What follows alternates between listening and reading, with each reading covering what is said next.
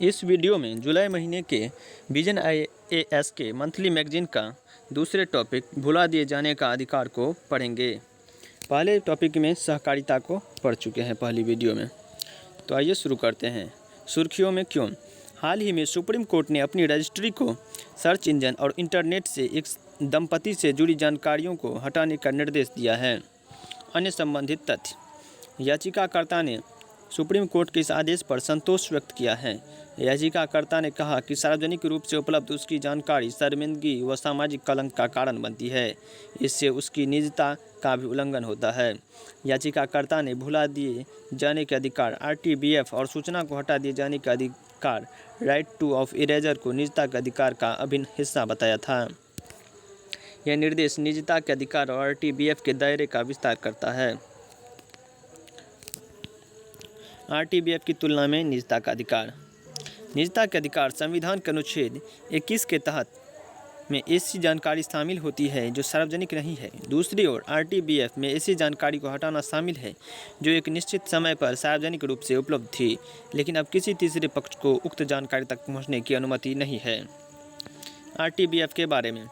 RTBF वस्तुतः internet और search engine, database, websites या किसी अन्य सार्वजनिक प्लेटफॉर्म आदि से सार्वजनिक रूप से उपलब्ध व्यक्तिगत जानकारी को उस स्थिति में हटाने का अधिकार है जब वो व्यक्तिगत जानकारी आवश्यक या प्रासंगिक नहीं रह जाती है।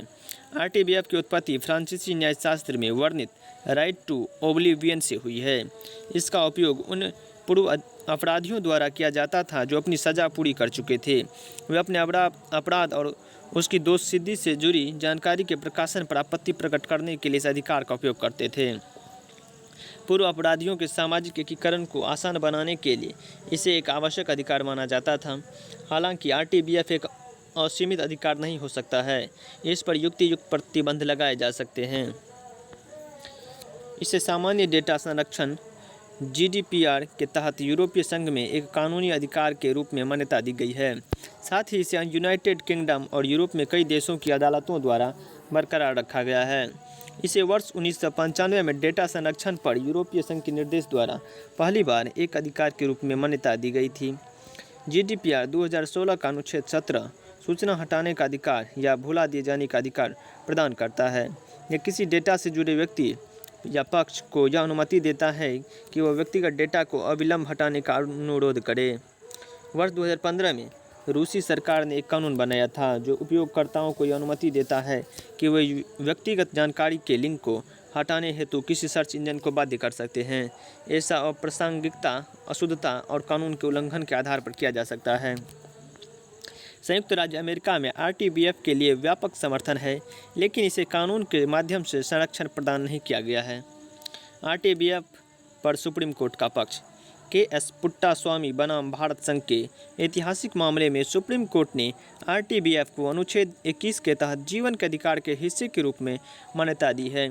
सुप्रीम कोर्ट ने स्पष्ट किया था कि RTBF कुछ प्रतिबंधों के अधीन है। इसका तब उपयोग नहीं किया जा सकता है जब प्रश्नगत सामग्री निम्नलिखित के लिए आवश्यक हो। पहला, अभिव्यक्ति और सूचना की स्वतंत्रता के अधिकार का प्रयोग। दूसरा, कानूनी दायित्वों का अनुपालन। तीसरा, लोकहित या लोक स्वास्थ्य के लिए किए गए कार्य का निष्पादन। चौथा, जनहित के उद्देश्य से भंडारण। पाँचवां, वैज्ञानिक या ऐतिहासिक अनुसंधान या सांख्यिकीय उद्देश्य या कानूनी दावों का सत्यापन आदि। भारत में RTBF के बारे में। भारत में ऐसा कोई कानून नहीं है जो विशेष रूप से RTBF का प्रावधान करता हो।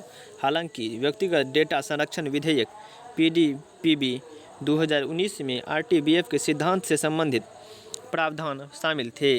अब इस विधेयक को वापस ले लिया गया है। GDPR के विपरीत व्यक्तिगत डेटा संरक्षण विधेयक केवल व्यक्तिगत डेटा के निरंतर प्रकटीकरण को रोकने या प्रावधान करता है, न कि व्यक्तिगत डेटा को हटाने का।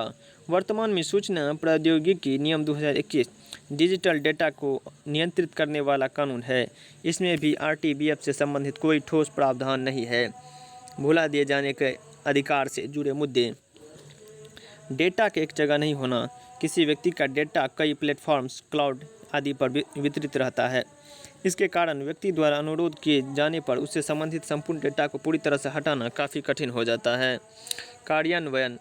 अश्लील कंटेंट पर अंकुश लगाने और हटाने में सरकार की सफलता दर अत्यंत कम है। इस प्रकार RTBF को लागू करने की सफलता दर को लेकर भी आशंका है। डेटा के दोबारा अपलोड होने का मुद्दा। RTBF व्यक्तिगत डेटा को पूरी तरह से हटाना सुनिश्चित नहीं कर सकता है, क्योंकि डेटा के पुनः अपलोड होने की संभावना होती है। इसके अलावा व्यावहारिक रूप से इस मुद्दे का समाधान करने के लिए कोई तंत्र या प्रक्रिया भी मौजूद नहीं है। वाक और अभिव्यक्ति की स्वतंत्रता। एक अत्यधिक व्यापक RTBF को लागू करने के लिए इंटरनेट निगरानी की आवश्यकता होगी। साथ ही इसके संबंध में किसी विशिष्ट सामग्री को हटाने या उसकी हिस्ट्री को रीराइट करने के लिए वेब सर्च टूल या साइटों को बाध्य करना होगा। इससे वाक और अभिव्यक्ति की स्वतंत्रता भी प्रभावित हो सकती है। General data protection regulation, personal data protection bill.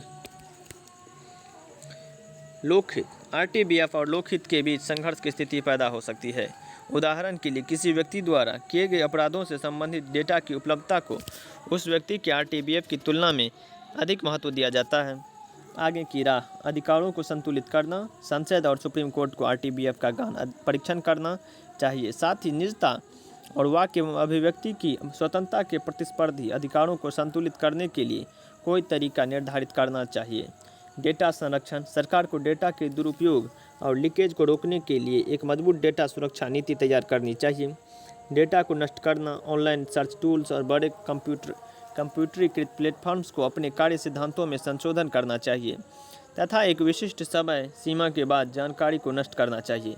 इस प्रकार RTBF को और निजता के अधिकार को संतुलित किया जा सकेगा। रूपरेखा। RTBF को लागू करने के लिए एक ढांचा विकसित किया जाना चाहिए। इसमें किसी व्यक्ति की जीवन की रक्षा, हमले व बदनामी से सुरक्षा आदि जैसी स्थितियों को रेखांकित किया जाना चाहिए। RTBF और जनहित के बीच संतुलन। यदि सूचना लोकहित की है तो जनता की सूचना के अधिकार को RTBF की तुलना में अधिक महत्व दिया जाना चाहिए। तो अगली वीडियो में पढ़ेंगे विदेशी योगदान विनियमन अधिनियम, foreign contribution regulation act FCRA।